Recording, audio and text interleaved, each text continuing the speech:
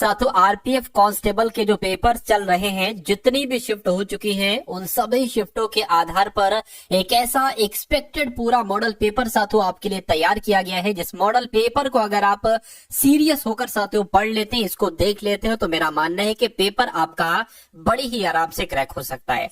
तो साथियों आपके लिए क्या किया गया है, आपके लिए एक ऐसा पेपर तैयार किया गया है जो आपका संभावित पेपर, ये सभी के सभी पिछली शिफ्ट पर आधारित ऐसे संभावित पेपर हैं जो आपको आपके एग्जाम में देखने को मिलेंगे। तो साथियों सबसे पहले हम लोग वो सवाल देखेंगे जो कि करंट अफेयर के इंपॉर्टेंट है, उसके बाद जीके जीएस के, उसके बाद रीजनिंग के, और उसके बाद साथियों मैथ को हम लोग देखेंगे। तो पहले तो इन करंट अफेयर के सवालों को आप लोग तैयार कर लीजिए। अगर आपको मालूम है तो अच्छी बात है, नहीं मालूम है तो फटाफट इनको साथियों अपने मनोमस्तिष्क में स्टोर कर लीजिए। देखिए पहला सवाल है, कह रहे कि हाल ही में किस देश ने मृत्यु दंड पर रोक लगाने के लिए कानून बनाया है। तो जिम्बाब्वे देश ने साथियों मृत्यु दंड पर रोक लगाने के लिए कानून बनाया है। उसके बाद देखिए कह रहे कि किस देश की नौसेना ने 20 भारतीय मछुआरों को रिहा किया है। तो किसकी बात चल रही है साथियों, श्रीलंका की बात चल रही है, यानी कि श्रीलंका देश की नौसेना ने 20 भारतीय मछुआरों को रिहा किया है। उसके बाद देखिए कह रहे कि हाल ही में भू सर्वेक्षण और बंदोबस्ती की चालू प्रक्रिया को अगले 1 और वर्ष के लिए बढ़ाने का निर्णय लिया गया है। बिल्कुल लिया है, लेकिन किस सरकार ने ये लिया है? तो मैं कहूंगा साथियों बिहार सरकार ने ये निर्णय लिया है। ये क्वेश्चन साथियों इंपॉर्टेंट है, आपको याद रखना है, आपके एग्जाम में आएगा। अगला देखिए कह रहे कि वित्त वर्ष 2024 में भारत के कॉफी निर्यात में कितने प्रतिशत की वृद्धि हुई है। यह सवाल साथियों पूछा जा सकता है। तो 29% की वृद्धि हुई है, थोड़ी बहुत नहीं, ज्यादा साथियों 29% की वृद्धि हुई है। भारत के कॉफी निर्यात में वृद्धि हुई है 29% की। उसके बाद देखिए कह रहे कि किसने 33वीं बार संतोष ट्रॉफी जीती है। बहुत बड़ी बात है भाई, 33वीं बार संतोष ट्रॉफी किसने जीती है? तो पश्चिम बंगाल ने जीती है, ये आपको ध्यान रखना है।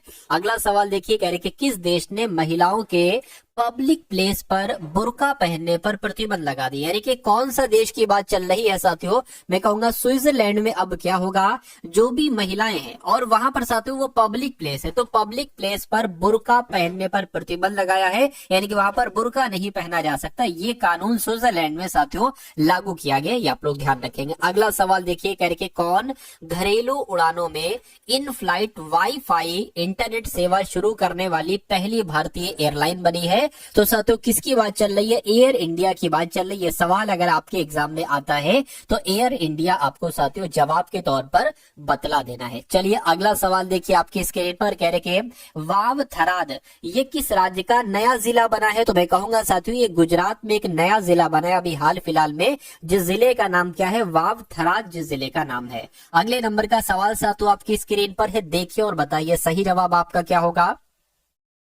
साथियों देखिए जो भी पेपर में सवाल आ रहे हैं, करंट अफेयर के किन किन टॉपिक से सवाल आ रहे हैं, जीके के कहां से सवाल लिए जा रहे हैं एग्जामिनर, और रीजनिंग के कैसे सवाल आ रहे हैं, मैथ के कैसे सवाल आ रहे हैं, किन कॉन्सेप्ट पर साथियों सवाल आ रहे हैं, ये सब आपको यहाँ पर आज की इस वीडियो में साथियों बताया जाएगा। लेकिन आपको थोड़ा धैर्य रखना पड़ेगा, क्योंकि साथियों जो अंत तक लड़ता है वाकई में वही जीतता है। तो आप इस क्लास का हर एक सवाल देखिएगा, अपने जहन में साथियों उसको फीड कीजिएगा, और मेरा मानना है कि पेपर तो आपका बड़ा ही आराम से क्रैक हो जाएगा आपके द्वारा। लेकिन साथियों आपके अंदर धैर्य होना चाहिए, पेशेंस आपके अंदर होना चाहिए। देखिए कह रहे कि किस मंत्रालय ने वर्ष 2025 को सुधारों का वर्ष घोषित किया है? तो ये किसकी बात कर रहे हैं? मैं कहूंगा साथियों रक्षा मंत्रालय की बात कर रहे हैं, यानी कि क्योंकि रक्षा मंत्रालय ने 2025 ईयर को सुधारों का वर्ष घोषित किया है, यानी कि इसमें सुधार होना चाहिए, और आप भी अपने अंदर सुधार लाइए। कह रहे कि भारत किस देश को 1 मीट्रिक टन गैर बासमती सफेद चावल निर्यात करेगा? तो मैं कहूंगा भारत किस देश को करेगा? तो इंडोनेशिया को करेगा, यानी कि भारत देश अपना इंडोनेशिया को 1 मीट्रिक टन गैर बासमती सफेद चावल निर्यात करेगा। उसके बाद देखिए कह रहे कि किसने भारतीय वायुसेना की पश्चिमी वायु कमान की संभाली, यानी कि कमान संभाली? तो किसकी बात चल रही है साथियों? जितेंद्र मिश्रा की बात चल रही है, यानी कि जो वायुसेना, भारतीय वायुसेना की पश्चिमी वायु कमान है, ये किसने संभाली है? जितेंद्र मिश्रा ने संभाली है। किसने महिला वर्ग में न्यूयॉर्क में विश्व ब्लिट्ज शतरंज चैंपियनशिप 2024 जीती है? तो साथियों किसने जीती है? जू वेंजुन ने जीती है। किसने जीती है साथियों? जू वेंजुन ने जीती है। ये भी इंपॉर्टेंट क्वेश्चन है, आपके एग्जाम में पूछा जा सकता है। अगला सवाल देखिए आपकी स्क्रीन पर है, कहा जा रहा है कह रहे कि 2025 में पहली बार world audio visual entertainment summit waves की मेजबानी करेगा। तो कौन सा देश करेगा साथियों मेजबानी? अपना देश भारत करेगा साथियों इसकी मेजबानी, वेव्स की मेजबानी अपना देश भारत करेगा। उसके बाद देखिए कह रहे कि कहां पर तमु लोसार पर्व मनाया गया है? भूटान में, नेपाल में, श्रीलंका में। कहां पर साथियों? नेपाल में तमु लोहासार पर्व मनाया गया है। ये भी अच्छा और इंपॉर्टेंट क्वेश्चन है।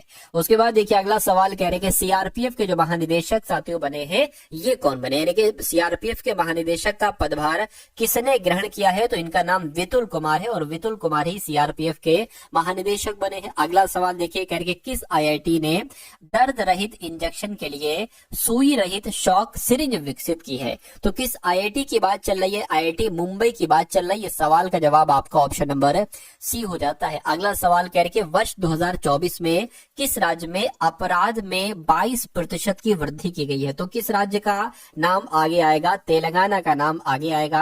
यानी कि 2024 में तेलंगाना में अपराध में 22% की वृद्धि दर्ज की गई। ये भी साथियों इंपॉर्टेंट क्वेश्चन है। अगला सवाल कह रहे कि कौन सा देश 2023-24 में अब तक का सर्वाधिक कोयला उत्पादक देश बना है? तो किस देश की बात चल रही है साथियों मुझे बताइए।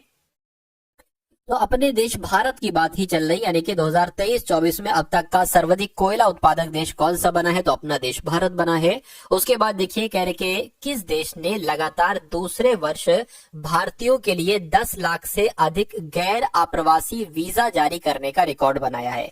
तो मैं कहूंगा अमेरिका ने बनाया। किसने बनाया साथियों? अमेरिका ने बनाया है। अगला देखिए कह रहे के विजयानंद किस राज्य के मुख्य सचिव बने हैं? तो अगर यहाँ पर आपसे पूछा जाए कि आंध्र प्रदेश के मुख्य सचिव कौन बने हैं? तो साथियों आंध्र प्रदेश के नए मुख्य सचिव के विजयानंद बने हैं। ये आपको ध्यान रखना है, आपसे एग्जाम में पूछा जा सकता है।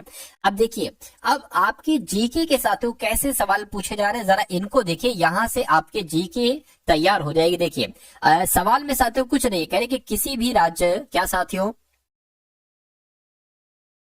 कह रहे कि किसी भी राज्य में राष्ट्रपति शासन लागू करने के संदर्भ में निम्नलिखित में से कौन सा सही? यानी कि जो राष्ट्रपति शासन लागू किया जाता है ना साथियों, कि संपूर्ण भारत में पहले से ही राष्ट्रीय आपातकाल अथवा किसी राज्य के संपूर्ण या आंशिक प्रदेश में आपातकाल की घोषणा हुई है, बिल्कुल सही।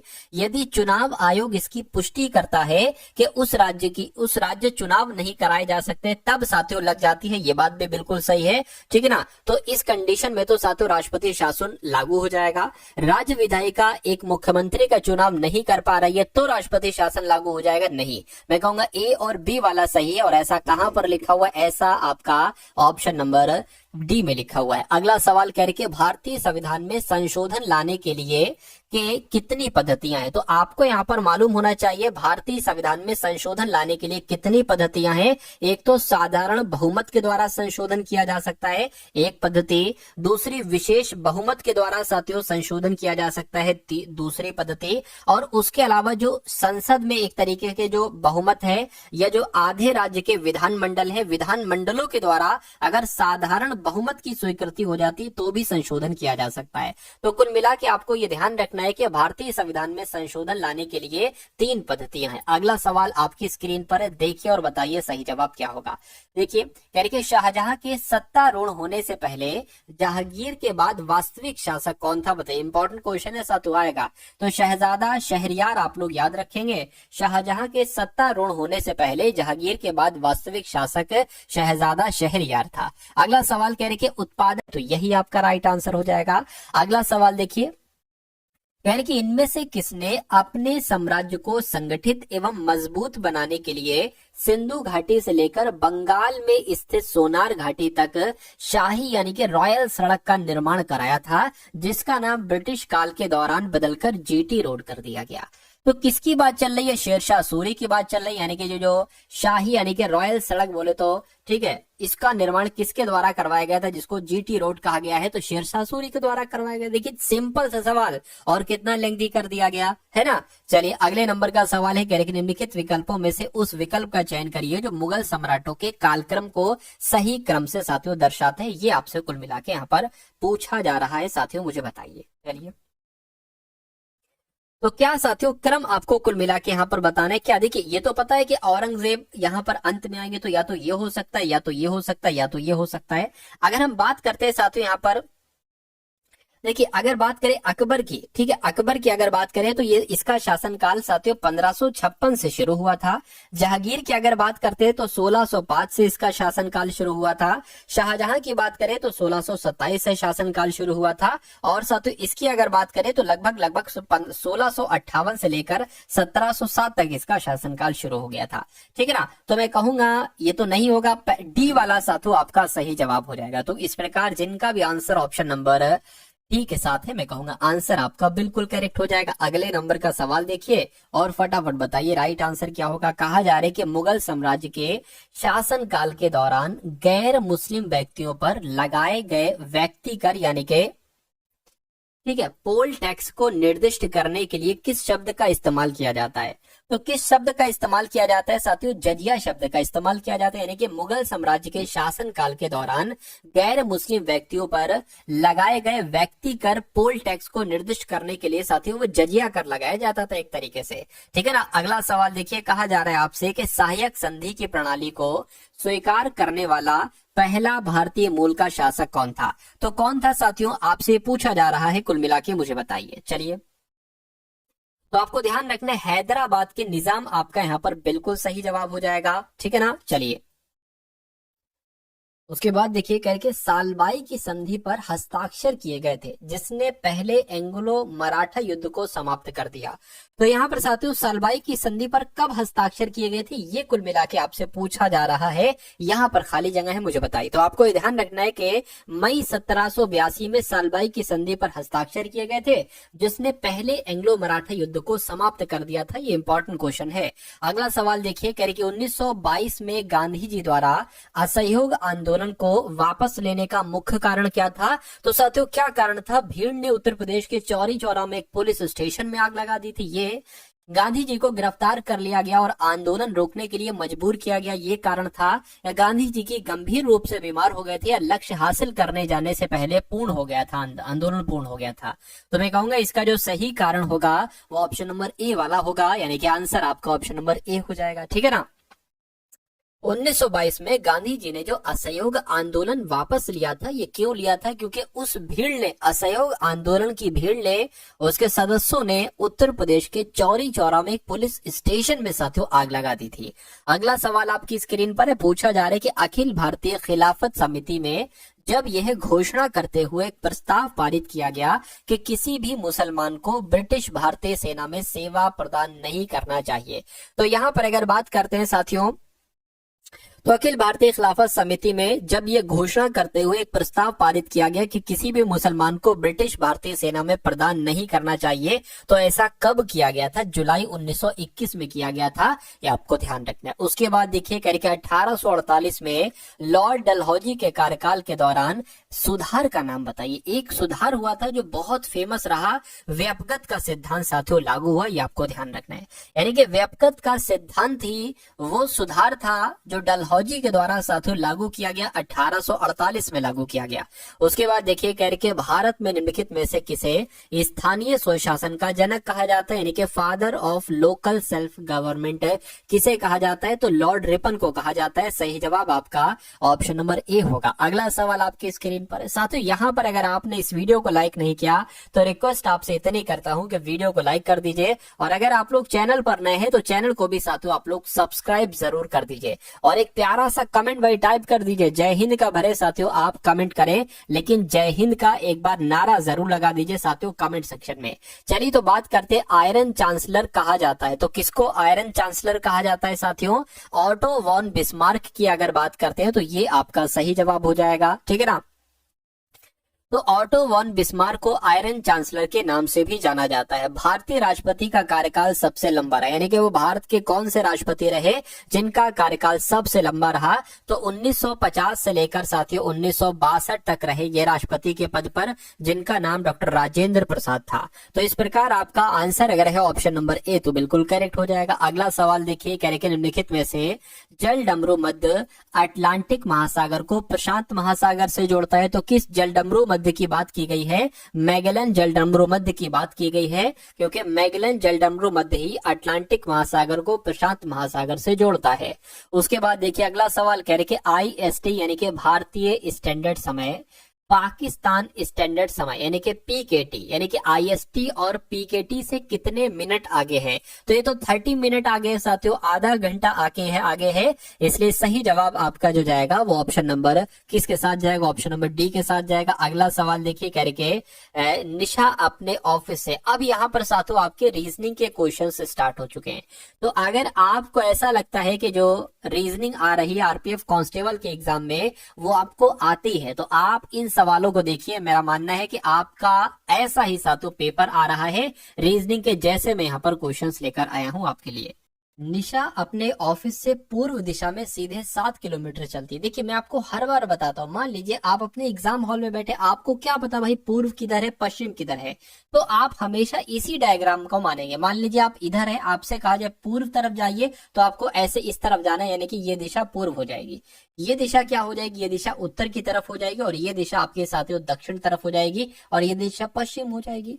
तो यहाँ पर कहा गया निशा अपने ऑफिस से पूर्व दिशा तरफ जाती है। मान लीजिए उसका ऑफिस ये है, पूर्व जाती है तो ये ऐसे जाती है, पूर्व दिशा में जाती है और 7 किलोमीटर साथियों आगे जाती है। ठीक है, उसके बाद कह रहे कि फिर वो बाएं मुड़ती है। बाएं का मतलब होता है उल्टे हाथ पे मुड़ती है, तो वो उल्टे हाथ पे मुड़ती है और 5 किलोमीटर जाती है। तो साथियों उल्टे हाथ पे मुड़ गई, ये 5 किलोमीटर चली गई। ठीक है, कहने कि वह फिर दाहिने, दाहिने का मतलब होता है सीधे हाथ पे मुड़ती है, सीधे हाथ पे मुड़ती है और 3 किलोमीटर चलती है। सीधे हाथ पे मुड़ दिया और 3 किलोमीटर चला दिया। उसके बाद कह रहे आखिर में वो वह बाएं मुड़ती है, बाएं मुड़ती है और 5 किलोमीटर चलती है, बाएं मुड़ती है और 5 किलोमीटर चलती है। यानी कि वो अपने ऑफिस से किस दिशा में? अब देखिए अपने ऑफिस से, उसका ऑफिस ये है, तो वो किस दिशा में? वो तो साथियों यहाँ पर, यानी कि ये दिशा साथियों कौन सी कहलाएगी मुझे बताइए। अब हम इसका इस्तेमाल करेंगे। देखिए मैंने ये दिशा आपसे पूछी है, तो मुझे बताइए ये दिशा क्या कहलाई जाएगी? तो ये दिशा तो उत्तर पूर्व कहलाई जाएगी। तो मैं कहूंगा ये दिशा क्या कहलाई जाएगी? उत्तर पूर्व कहलाई जाएगी, क्योंकि इधर उत्तर होता है और इधर साथियों पूर्व होता है। तो उत्तर पूर्व कहीं कहीं ऑप्शन में लिखा हुआ है, उत्तर पूर्व बिल्कुल ऑप्शन नंबर बी में लिखा हुआ है। तो ये जिनका भी आंसर बी था, मैं कहूंगा आंसर आपका बिल्कुल करेक्ट था।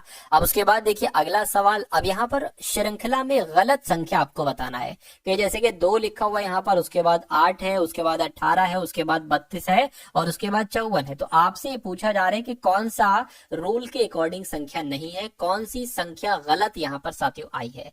तो देखिए 2 से 8 बनाया गया, तो मैं कहूंगा यहाँ पर 6 प्लस किया गया है।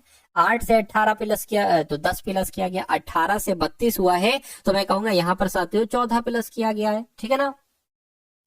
अब 32 से यहाँ पर 54 हुआ है, तो कितना प्लस किया गया जरा देखिए, 2 और साथियों 2 यानी कि 22 प्लस किया गया। तो अब एक काम ये आप थोड़ा सा ध्यान दीजिए कि 6 से 10 हुआ, 4 बढ़ाया गया है। 10 से 14 हुआ है, 4 बढ़ाया गया। तो यहाँ पर भी साथियों 4 बढ़ाना चाहिए था, यानी कि यहाँ पर ये 22 नहीं आना चाहिए था, 18 आना चाहिए था। यानी कि 32 में 18 हमें जोड़े जाना चाहिए था।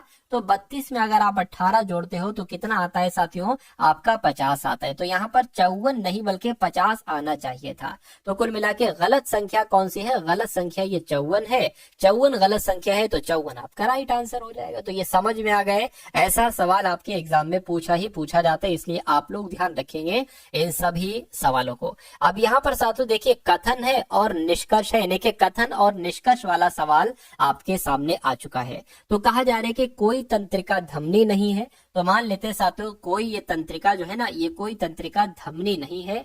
ठीक है, कोई तंत्रिका धमनी नहीं है, यानी कि कोई भी पात्र वाल्व नहीं है। तो कोई भी साथियों पात्र जो होगा ना, कोई भी पात्र जो होगा ना, वो साथियों वाल्व नहीं है। ठीक है, अब कथन निष्कर्ष को पढ़िए और बताइए कौन सा सही है कौन सा गलत। कह रहे कुछ धमनियां तंत्रिका नहीं है।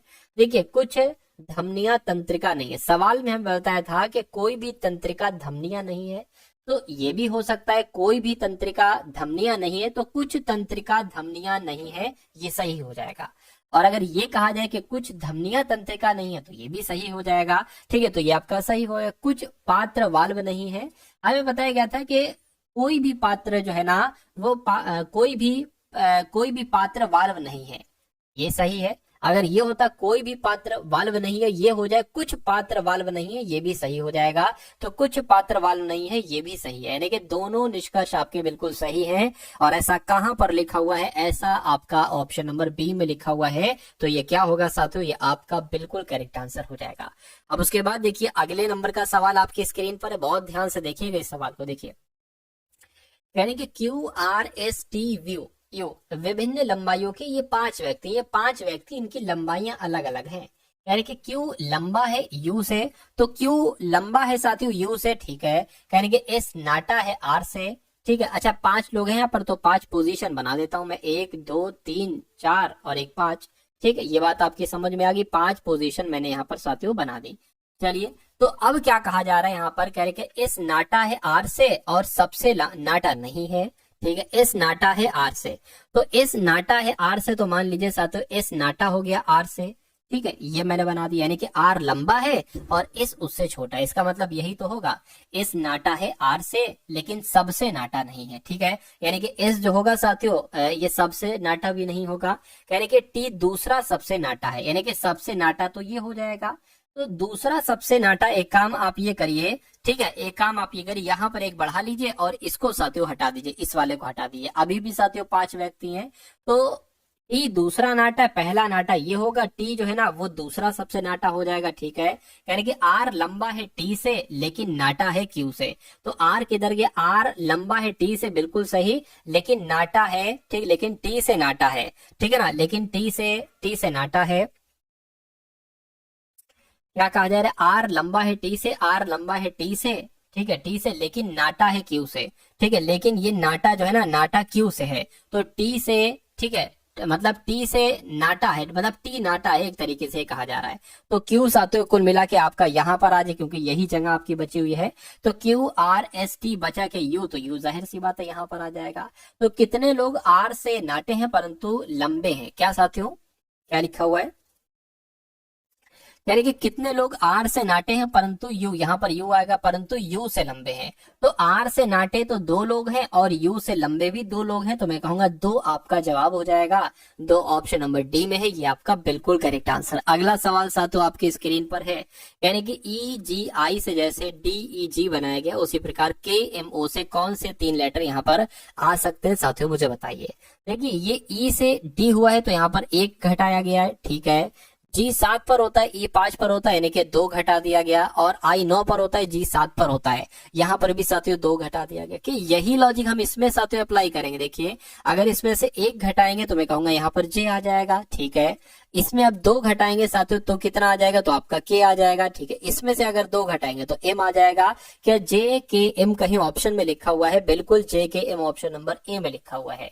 तो इस प्रकार जिनका भी आंसर मेरे आंसर से पहले था, ठीक है, बहुत बढ़िया भाई आपका, मतलब आपको आंसर मुझसे पहले ही देना होता है, देना ही है, देना है, क्योंकि मुझे तो ज्यादा समय लगता है, आपको समझाना भी तो होता है, एक एक चीज आपको बारीकी से सब कुछ समझाते हुए चलता हूँ। तो मेरी टक्कर मत लीजिए, ना सोचिए कि भाई सर के बाद आंसर, नहीं, आप मुझसे पहले आंसर देने की कोशिश कीजिए। हाँ अगर आपको कोई सवाल नहीं आ रहा है तो आप उसको समझो, उसको समझ सकते हो आप, लेकिन आप कोशिश यही किया करो कि मुझसे पहले आंसर देने की कोशिश किया करो। अब जैसे कि ये सवाल है, कहने के CEG से यहाँ पर XVT आया है, तो आपको बताने कि IKM से यहाँ पर कौन से 3 लेटर साथियों बन सकते हैं, मुझे बताइए। चलिए अब देखिए C से X हुआ है और E से B हुआ है, G से T हुआ, तो मेरे दिमाग में एक ही बात आई है, विपरीत लेटर्स यहाँ पर साथियों आई हैं। जैसे कि A का विपरीत Z होता है, A का विपरीत साथियों Y होता है, C का विपरीत X होता है, D का विपरीत W होता है, ठीक है ना। उसी प्रकार आपको और चीजें मैं बता देता हूँ, जैसे कि शर्ट और गेज। अब यहाँ पर अगर बात करें, Z का विपरीत A का विपरीत Z, G का विपरीत T, T का विपरीत G, I का विपरीत R और S का विपरीत H। उसी प्रकार ये G का विपरीत क्या है? G का विपरीत T है, तो देखिए G का विपरीत T हो गया यहाँ पर, ठीक है। अब देखिए साथियों एक होता है M का विपरीत N और N का विपरीत N, उसके अलावा L का विपरीत O और V का विपरीत E, ठीक है। अब यहाँ पर अगर बात करें I का विपरीत क्या है? I का विपरीत R है, तो यहाँ पर R आ जाएगा। एक होता है P के मूवी देखी होगी, P का विपरीत K हो जाएगा, तो K का विपरीत क्या हो जाएगा? P हो जाएगा। और एक देखिए M का विपरीत N, तो यहाँ पर N आ जाएगा। तो कुल मिला के RPN कौन से ऑप्शन में लिखा हुआ है? RPN ऑप्शन नंबर डी में लिखा हुआ है। ये आपका बिल्कुल करेक्ट जवाब, करेक्ट आंसर हो जाएगा। चलिए अब उसके बाद देखिए अगला सवाल आपकी स्क्रीन पर है। ये अच्छा सवाल है साथियों। कहने के नीचे दिए गए प्रश्न में दो कथन 1 और 2 शामिल हैं। ठीक है, यानी कि क्या कथनों में उपलब्ध कराए गए तथ्य प्रश्न का जवाब देने के लिए पर्याप्त हैं या प्रश्न का जवाब देने के लिए पर्याप्त नहीं है? चलिए तो प्रश्न आपसे यहाँ पर कहा जा रहा है कि 5 मित्र हैं CDEFG, एक पंक्ति में बैठे हुए हैं। पंक्ति की बाईं छोर पर कौन बैठा है? यानी कि 5 मित्र हैं, जो सबसे बाईं छोर पर बैठा होगा वो आपसे पूछा जा रहा है साथियों, कौन बैठा है। देखिए मान लेते हैं 5 लोग हैं। ठीक है, 1 2 3 4 और 1, ये 5 हो गए। ठीक है, कहा जा रहा है कि एक व्यक्ति ई और सी के बीच में बैठा है, यानी कि ई और सी के बीच में एक व्यक्ति बैठा है। ठीक है, सी छोर के अंत में नहीं है, यानी कि एफ और डी बिल्कुल साथ हैं। जी एफ की बाईं और दूसरे स्थान पर है। तो कहा जा रहा है साथियों जी जो है ना एफ के बाईं दूसरे स्थान पर है। मान लीजिए एफ हमने यहाँ पर बैठा ला, तो एफ के बाईं और दूसरे स्थान पर कौन, यानी कि यहाँ पर साथियों जी आ जाएगा। इसमें कोई दिक्कत नहीं, कोई दिक्कत नहीं। अब देखिए यहाँ पर अगर बात करें एफ और डी बिल्कुल साथ है, यानी कि अगर एफ यहाँ पर है साथियों तो मैं कहूंगा यहाँ पर डी आ जाएगा, या तो यहाँ पर डी आ जाएगा या यहाँ पर डी आ जाएगा, कोई दिक्कत नहीं है। ठीक है, उसके बाद कहने के एक व्यक्ति ई और सी के बीच में बैठा है। ई और सी के बीच में बैठा है, सी छोर के अंत में नहीं है। तो साथियों सी छोर के अंत में नहीं है ये कहा जा रहा है। तो कुल मिला के अगर बात करें साथियों, एक काम करिए। ठीक है, ई अगर आप यहां पर बनाकर देखें ई और सी, देखिए ई और सी के बीच में एक व्यक्ति ई और सी के बीच में बैठा है। ई और सी के बीच में हमने बैठा दिया जी। सी छोर के अंत में नहीं है, सी छोर के अंत में नहीं है, ये बात भी बिल्कुल क्लियर है। यानी एफ और डी बिल्कुल साथ में बैठे, एफ और डी बिल्कुल साथ में बैठे हैं। तो एक काम करिए साथियों, अगर यहाँ पर हम एक बढ़ा देते हैं और यहाँ से हम एक इसको हटा देते हैं। ठीक है, तो हो गया एफ और डी बिल्कुल साथ में बैठे। एफ के बाईं और दूसरे स्थान पर जी है, तो ये बात भी बिल्कुल सही है। तो 5 लोग थे, पांचों को आपने बैठा दिया EGCFD। तो सवाल में आपसे कुल मिला के पूछा क्या जा रहा था कि मतलब ये इन दोनों से आंसर निकल सकता है या सिर्फ एक से? तो मैं कहूंगा साथियों कि कथन 1 और कथन दोनों के तथ्य मिलाकर प्रश्न का जवाब देने के लिए पर्याप्त होंगे, यानी कि सिर्फ कथन 1 से जवाब आप नहीं दे पाएंगे। ठीक है, तो सवाल में पूछा गया था कि पंक्ति की बाईं छोर पर कौन बैठा है, तो पंक्ति की बाईं छोर पर साथियों ई बैठा है। ई बैठा है तो ये आपका बिल्कुल करेक्ट आंसर हो जाएगा। अगला सवाल देखिए आपकी स्क्रीन पर है। एक विशेष कोड भाषा में 6 को 2 लिखा जाता है। क्या साथियों 6 को यहाँ पर 2 लिखा गया है और 9 को यहाँ पर 3 लिखा गया है, तो उसी कोड भाषा में 18 को साथियों क्या लिखा जा सकता है, मुझे बताइए। देखिए 6 है, जैसे कि 6 है तो 6 को 2 कैसे लिखा जाएगा? अगर इसकी भाग हम 3 से कर दें तो साथियों इसको 2 लिखा जा सकता है। अब जैसे कि यहाँ पर 9 है, 9 को यहाँ पर 3 कैसे लिखा जा सकता है? जब इसकी भाग हम 3 से कर दें, 3 एकम 3, 3 3 और तो 3 आ सकता है, 3 आ सकता है। अब 18 है, 18 को साथियों क्या लिखा जा सकता है? इसकी भी भाग अगर हम 3 से करेंगे तो 3 छंग 18 हो जाएगा, यानी कि 18 को 6 लिखा जा सकता है। तो 6 किस ऑप्शन में साथियों? ऑप्शन नंबर सी वाले में है, और जिनका भी आंसर ऑप्शन नंबर सी है तो बिल्कुल करेक्ट हो जाएगा। अगला सवाल देखिए, राम बिंदु ए से पूर्व दिशा में 5 किलोमीटर चलता है और अपने बाएं मुड़ जाता है। तो मान लीजिए साथियों अभी यहाँ पर है साथियों, क्या राम यहाँ पर है और बिंदु ए से पूर्व दिशा में साथियों 5 किलोमीटर जाता है। 5 किलोमीटर चला दिया, यानी कि बाएं मुड़ता है और 10 किलोमीटर जाता है। तो साथियों इसको बाएं मुड़ा दिया और 10 किलोमीटर ये चल गया। ठीक है, कह रहे कि वो फिर बाएं मुड़ता है और 2 किलोमीटर चलता है। बाएं मुड़ता है साथियों और 2 किलोमीटर चलता है। ठीक है, यानी कि अब वो दाएं मुड़ता है और सी पर पहुंच जाता है। क्या साथियों? दाएं मुड़ता है। ठीक है, दाएं क्या लिखा हुआ है, इधर गया और 2 किलोमीटर चलकर दाएं मुड़ जाता है और पहले बिंदु सी पर पहुंचता है। ठीक है, पहले बिंदु सी पर पहुंचता है, सी पर पहुंच गया और कह रहे फिर वो 4 किलोमीटर चलता है, बिंदु डी पर पहुंचता है। 4 किलोमीटर जाता है और ये बिंदु यहाँ पर डी आ जाता है। यानी कि अगर ई बिंदु डी और सी का मध्य है, यानी कि डी और सी का मध्य है ये, तो यहाँ पर साथियों ई है, इनका कहने का मतलब है। यानी कि दो बिंदु ए से ई तक उसके द्वारा तय की गई दूरी, तो कितनी दूरी उसने तय की? ठीक है, कहने के ए और ई यहां तक दूरी आपको बताना है। देखिए 5 हो गया, 5 और ये 10 तय की। ठीक है, और फिर ये साथियों 2 तय की उसने, और फिर ये ऊपर यहां तक जाने के लिए 2 तय की। तो मैं कहूंगा 15 और 4 19 किलोमीटर की साथियों उसने दूरी तय की। तो 19 किलोमीटर की दूरी कहां पर लिखी हुई है? ऑप्शन नंबर बी में लिखी हुई है। उसके बाद देख लीजिए अगले नंबर का सवाल, कह रहे निम्नलिखित प्रश्न को कथनों को पढ़िए और उत्तर दें कि निम्नलिखित में से कौन सा तर्क मजबूत है। तो कौन कौन से साथियों तर्क मजबूत है, कथन को आपको पढ़ के बतलाना है। कह रहे कि क्या भर्ती प्रक्रिया में मनोमितीय परीक्षण का अनिवार्य होना चाहिए, यानी कि क्या भर्ती प्रक्रिया में मनोमितीय परीक्षण करना अनिवार्य। मनोमितीय परीक्षण साथियों क्या होता है, जैसे कि जो मानसिक क्षमता जहां पर देखी जाती है ना, जहां पर किसी की मानसिक क्षमता चेक करी जाती है या किसी का साथियों व्यवहार चेक किया जाता है, उसको ही एक तरीके से कहा जाता है मनोमितीय परीक्षण। तो क्या भर्ती करते समय ये सब चीजें देखना चाहिए? तो कह रहे हैं कि हाँ भैया देखना चाहिए। क्या? हाँ देखना चाहिए। हमें इस काम के लिए ऐसे उम्मीदवारों का चयन करना है जो दबाव की स्थिति में भी स्पष्ट निर्णय ले सके। ये बात बिल्कुल सही है। जब मानसिक क्षमता, व्यवहार उनका अच्छा होगा ना, तो उनके ऊपर जितना भी प्रेशर हो, उनकी निर्णय लेने की क्षमता अच्छी होगी। तो ये बिल्कुल सही हो जाएगा। कह रहे कि नहीं, ये सारी परीक्षाएं नहीं लेनी चाहिए। क्यों? क्योंकि ये अधिकतर उम्मीदवारों को अलग कर देता है, अतः बेरोजगारी बनी रहे। तो ऐसा थोड़ी ना भाई, इंसान लेगा तो अपने जो भी एम्प्लॉय लेगा वो बेस्ट ही तो लेगा, उसका व्यवहार भी अच्छा हो, मानसिक क्षमता भी अच्छी हो। तो ये आपका गलत हो जाएगा, यानी कि केवल तर्क एक मजबूत है, ऐसा ऑप्शन नंबर ए में लिखा हुआ है और यही आपका सही जवाब है। उसके बाद देखिए साथियों, अगले नंबर का सवाल है, कह रहे कि उस विकल्प का चयन करिए जो दूसरों से अलग है। यानी कि 4 चित्र आपको यहाँ पर दिए गए हैं, एक चित्र इसमें से तीनों में से अलग है, वो चित्र आपको बताना है साथियों। बताइए। तो देखिए, एक वर्ग है और वो लाइनिंग तो सभी में सेम बनी हुई है, और एक गुलदस्ता टाइप का है, इसमें भी वही चीज है, इसमें वही चीज है, इसमें भी क्या वही चीज है। अच्छा, यहाँ पर एक चीज देखिए कि यहाँ पर एक आपको सर्किल दिख रहा होगा, यहाँ पर भी एक सर्किल दिख रहा होगा, गोला एक, और यहाँ पर भी गोला दिख रहा होगा, लेकिन यहाँ पर कहीं पर एक गोला नहीं दिख रहा है। तो ये सबसे अलग हो जाएगा, सबसे विषम हो जाएगा, और यही आपका सवाल का जवाब हो जाएगा। उसके बाद देखिए अगला सवाल, यहाँ पर अगर साथियों बात करते हैं, कह रहे कि एक लड़के की ओर इशारा करते हुए शीला ने कहा, एक लड़की की तरफ इशारा करते हुए शीला कह रही है। शीला क्या कह रही है साथियों? कह रहे हैं कि शीला कह रही है कि वह मेरे पिता के बेटे का भाई है। ठीक है, एक लड़की की ओर इशारा करते हुए शीला ने कहा कि वो जो है ना, वो लड़का जो है ना, वो लड़का मेरे पिता के बेटे, देखिए मेरे पिता के बेटे कौन हो जाएगा? भाई हो जाएगा, शीला का भाई हो जाएगा, पिता का बेटा। अच्छा, भाई का भाई है तो तब भी तो शीला का वो भाई ही हो जाएगा। उस लड़के का शीला से क्या संबंध है? शीला उसको भाई ही कहेगी, क्योंकि भाई का भाई है वो। तो कुल मिला के भाई कहाँ पर लिखा हुआ है? ऑप्शन नंबर ए में लिखा हुआ है। तो ये आपका बिल्कुल करेक्ट आंसर हो जाएगा। उसके बाद देखिए साथियों, यहाँ से अब कुछ इंपॉर्टेंट क्वेश्चंस हम लोग देख लेते हैं मैथ के। तो साथियों, जिनको भी मैथ से डर लगता है, तो मैं आपको बहुत ज्यादा नहीं बल्कि कुछ चुनिंदा सवाल यहाँ पर मैथ के करवाने वाला हूँ। इन सवालों को आप लोग देखिए।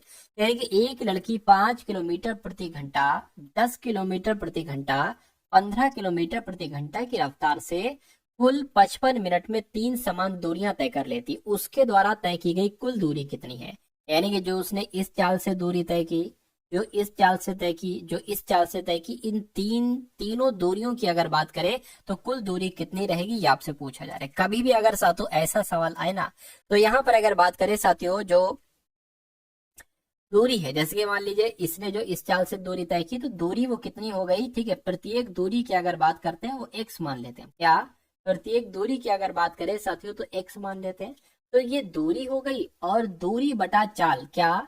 मान लीजिए दूरी ये है और चाल ये है, तो आपको समय यहाँ से मिल जाएगा प्लस। अब और देखिए, ये क्या हो जाएगी साथियों? ये दूरी हो गई, ठीक, ये इसके लिए दूरी, इसकी दूरी अलग है, इसकी दूरी अलग है, ये चाल, ये आपका समय हो गया। अरे भाई, दूरी बटे चाल समय ही तो होता है, तो एक ये समय, एक ये समय, इन तीनों के द्वारा चला गया, हमें समय पता चल जाएगा। और ये x बटे यहाँ पर 15, और यहाँ पर कुल मिला के समय भी दे रखा है करके, इतनी सी रफ्तार से अगर चलती है तो कुल 55 मिनट का समय लगता है। तो 55 मिनट का समय लगता है, इसको घंटे में बदलने के लिए हम साथियों यहाँ पर 60 से इसको भाग दे देंगे। ठीक है, चलिए अब यहाँ पे अगर बात करें, अब इसको साथियों आपको करना है सही तरीके से। अब इसका एलसीएम निकाल लीजिए, इसका साथियों, इसका एलसीएम निकाल लीजिए, 5 का, 10 का और साथियों यहाँ पर 15 का। तो इसको अगर हम साथियों किससे 2 से कट करें, एक सेकेंड, 2 से कट करें, 2 से कट करें तो 5 आ जाएगा, यहाँ पर 5 आ जाएगा, यहाँ पर 15 का 15 आ जाएगा। 3 से कट करें 5, 5 और 5 आ जाएगा। अब 5 से कट करना पड़ेगा, 3 दूना 6, 6 पंजे 30, यानी कि 30 कुल मिला के आ जाएगा। अब देखिए, अब आप इसको पता कैसे कैलकुलेट करेंगे? बटे में तो यहाँ पर 30 आ जाएगा, लेकिन 5 की भाग 30 से करोगे तो 5 छंग 30 यानी कि 6x आएगा, 10 तिया 30 यानी कि 3x आएगा, 15 दूना 30 यानी कि 2x आएगा, बराबर कितना हो गया? बराबर 55 बटे यहाँ पर 60 हो गया। इसको अगर कैंसिल करें, इससे 2 से आ जाएगा, 30 से कम 30 दूना 60 हो जाएगा। 2 से ये कट होगा नहीं, 2 से ये साथियों कट होगा नहीं। अब इसको जोड़ लीजिए, 6 और 3 9, ये 11x हो जाएगा। 11x बराबर 55/2 आ चुका है। 11 एकम 11, 11 पंजे 55 आ जाएगा, यानी कि x बराबर कितना आ जाएगा, 2.5 यहाँ पर कुल मिला के आ जाएगा। अब x बराबर साथियों आपको पता चल गया कितना है, लेकिन कुल दूरी आपसे पूछी जा रही, कुल दूरी कितनी है? ये तो साथियों एक की दूरी है। अरे भाई, इसकी भी x होगी, इसकी भी x होगी, इसकी भी x होगी, यानी कि 3x कुल मिला के दूरी होगी। तो 3x और x बराबर क्या है, 2.5। तो 3 गुणा 2.5 कितना हो जाएगा साथियों, 7.5 हो जाएगा। तो मैं कहूंगा 7.5 किलोमीटर कुल दूरी कहलाई जाएगी। तो इस प्रकार जिनका भी आंसर ऑप्शन नंबर डी के साथ है, तो आंसर आपका बिल्कुल करेक्ट हो जाएगा। ठीक है ना। अब उसके बाद देखिए साथियों, अगले नंबर का सवाल कह रहे कि एक ट्रेन 90 किलोमीटर घंटा की रफ्तार से चलती है और 1 मिनट में प्लेटफॉर्म को पार कर जाती है। अगर ट्रेन और प्लेटफॉर्म की लंबाई बराबर है तो ट्रेन की लंबाई का पता लगाइए। क्या आपका जवाब हो सकता है साथियों, बताइए। देखिए यहाँ पर कहा गया है, क्या कहा गया है, यहाँ पर कहा गया है कि ट्रेन की लंबाई, क्या यहाँ पर कहा गया है सवाल में कि जो ट्रेन की लंबाई है वो, और साथियों प्लेटफॉर्म की लंबाई कहाँ पर गया, प्लेटफॉर्म को पार कर जाती है। अगर ट्रेन की लंबाई और प्लेटफॉर्म की लंबाई बराबर है, ट्रेन की लंबाई और साथियों प्लेटफॉर्म की लंबाई, यहाँ पर प्लेटफॉर्म की लंबाई बराबर बताई गई है। ठीक है भाई, बराबर बताई गई है, कोई दिक्कत नहीं है। तो मान लीजिए ट्रेन की लंबाई भी साथियों एक्स मान ले, ठीक है, और प्लेटफॉर्म की लंबाई भी एक्स मान ले, कोई दिक्कत नहीं है। तो सद अगर बात करें, आपने फॉर्मूला पढ़ा होगा, दूरी बराबर क्या होता है, दूरी बराबर होता है चाल गुणा समय, चाल गुणा समय होता है। तो ट्रेन की लंबाई आपको पता लगाना है, ठीक है, यानी कि एक्स का मान आपको पता लगाना है। देखिए दूरी क्या है, दूरी पता है क्या है, दूरी होता है ट्रेन की लंबाई प्लस प्लेटफॉर्म की लंबाई, यानी कि एक्स प्लस एक्स आ जाएगा और फिर चाल आ जाएगा और गुणा समय आ जाएगा। तो x प्लस एक्स ये दूरी हो गई, बराबर चाल कितनी दे रखी है यहाँ पर साथियों, 90 किलोमीटर प्रति घंटा। 90 किलोमीटर प्रति घंटा चाल दे रखी है, और समय कितना दे रखा है साथियों यहाँ पर, हाँ 1 घंटा समय दे रखा है। तो 1 घंटा समय दे रखा है, 1/60 हो जाएगा, 1/60 हो जाएगा, 60 मिनट थोड़ी ना लिखोगे। ठीक है, चलिए तो कुल मिला के ये बात क्लियर हो गई, बिल्कुल क्लियर हो गई। अब यहाँ पर अगर साथियों हम लोग बात करते हैं, देखिए अब ये आपका 2x हो जाएगा, बराबर ये क्या हो जाएगा, 0 से 0 कैंसिल हो गया, 3 3 9, 3 दूना 6 आपका हो जाएगा। ठीक है, अब अगर बात करते हैं साथियों, यहाँ पर ये क्या हो जाएगा, x बराबर साथियों 3 बटे यहाँ पर 4 आ जाएगा। तो कुल मिला के x हमें पता लगाना था, ट्रेन की लंबाई क्या है, ट्रेन की लंबाई x है, और x बराबर कितना आ गया, 3/4 आ गया। तो 3/4, ठीक है, इसको मीटर में अगर आप बदलोगे तो इसको 1000 से आप साथियों गुणा करा दोगे। अब कितना आ जाएगा, इसको कैंसिल करोगे तो ये आपका 250 आ जाएगा। 250 गुणा 300 कितना हो जाएगा, 750 मीटर यहाँ पर हो जाएगा। तो 750 मीटर ये ट्रेन की लंबाई हो जाएगी, और यही आपका राइट आंसर हो जाता है। उसके बाद देखिए साथियों, नेक्स्ट नंबर का सवाल आपके स्क्रीन पर, देखिए सवाल को और बताइए राइट आंसर क्या है। अब यहाँ पर अगर बात करें, कह रहे कि एक दुकानदार एक कुर्सी की कीमत लागत मूल्य 20% ज्यादा अंकित करता है। इतनी बात साथियों आपकी समझ में आई, ठीक है ना। देखिए एक दुकानदार एक कुर्सी की कीमत लागत मूल्य से 20% अंकित करता है। अगर लागत मूल्य साथियों 100 है, अगर लागत मूल्य कितना है, 100 है, तो वो कितने रुपए अंकित करता है, 20% एक्स्ट्रा अंकित करता है, यानी कि 120 रुपए वो उस पर लिखता है, और खरीदारों को नगद पर 10% की छूट देता है। यानी कि कहता है 120 रुपए की है ये, और 10% की छूट दे रहा हूं, यानी कि वो इसको 90% में बेच रहा है। ठीक है, 0 से 0, 0 से 0 कैंसिल हो गया, यानी कि वो इसको साथियों 12 नीम 108 रुपए में साथियों वो इसको बेच रहा है। तो कह रहे हैं कि उसे कितना प्रॉफा होगा, कितना प्रॉफिट होगा। देखिए 100 रुपए की वो उसकी लाया था, ठीक है, लागत मूल्य 100 रुपए थी, 108 रुपए की वो फाइनली वो बेच रहा है, यानी कि 8% का साथियों उसको प्रॉफिट मिल रहा है। यानी कि 8% कहां पर लिखा हुआ है साथियों, ऑप्शन नंबर डी।